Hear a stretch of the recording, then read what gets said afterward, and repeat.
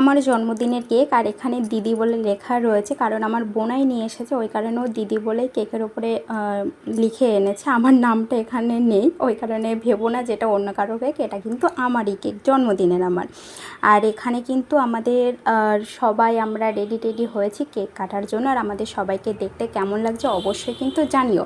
আর আমি যে ড্রেসটা পরেছি সেটা তোমরা সবাই নিশ্চয়ই চিনতে পারছো, এটা কিন্তু আমার বোন আমার আজকে এই জন্মদিনে দিয়েছে। আর ওই বললো যে দিদি আমি যে ড্রেসটা দিয়েছি আজকে পরবি তোর জন্মদিনে। তো আমার বোনের কথা মতো এই ড্রেসটা পরলাম, যে ওরও ভালো লাগবে ড্রেসটা আমি যদি পরি ওর সামনেই। তো আমার বোনের খুশির জন্যই আমি ড্রেসটা পরলাম।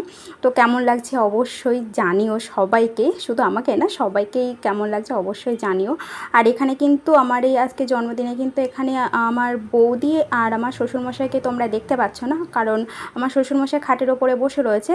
আর এখানে জায়গা ছিল না, ওই কারণে উনি আর ক্যামেরার মধ্যে আর আসেনি, উনি খাটের ওপরেই বসে আছেন। আর আমার বৌদি বাড়ি চলে গেছে, কারণ আমার দাদার মানে সবাই জানো আমার দাদা বৌদির মেয়ে আছে, তো বাচ্চাটা ছোট তো। আর বৌদি এসেছে সেই সকালবেলায়, অনেক কান্নাকাটি করছিল, ওই কারণে বৌদি বাড়ি চলে গিয়েছে, ওই কারণে ভিডিওর মধ্যে আর দেখা যাচ্ছে না। তো এখানে কেক কাটিং করা হয়ে গেল, কেক কাটিং করে সবাইকে খাওয়ানো হচ্ছে। আর আমি এখানে কেক নিয়ে আমার শ্বশুরমশাইকে খাটের ওপরে দিতে যাচ্ছি। আর কেকটা কিন্তু খুব টেস্টি ছিল।